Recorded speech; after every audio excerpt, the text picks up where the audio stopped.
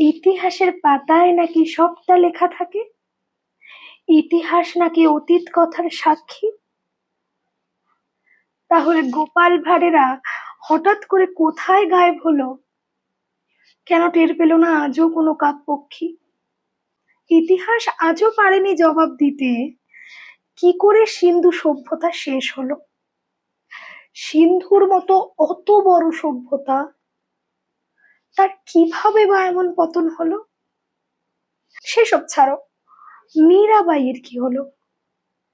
ইতিহাস বলে উনি বিলীন হয়ে গেছে। এইভাবে বুঝি বিলীন হয়ে যাওয়া যায় পাথরের এক কৃষ্ণ মূর্তি মাঝে?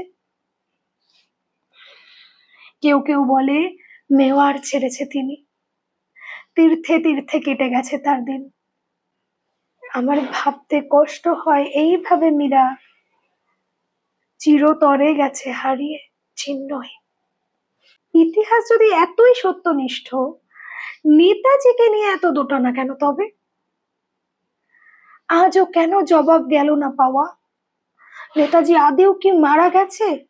কিভাবে? নানা সাহেবেরও ওই একই রকম গল্প, উনি উধাও হয়ে গেলেন হঠাৎ করে,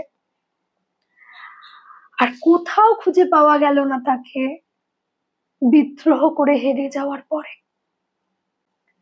সব কথা নানা মনি নানা মত, সবাই ব্যাখ্যা করে যে যার মতন করে।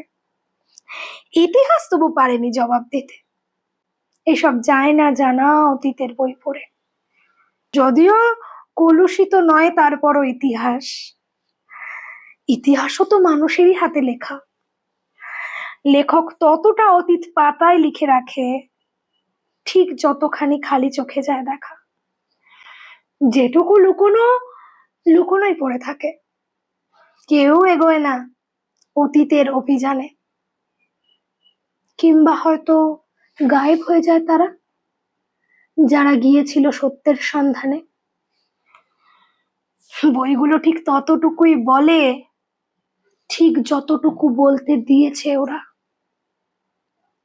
ইতিহাস পাতা সবটা ধরে না তুলে, সে নিজেও অনেক রহস্য দিয়ে ঘেরা। ব্যর্থ ইতিহাসে। কলম ও কণ্ঠে আমি দেবলীনা।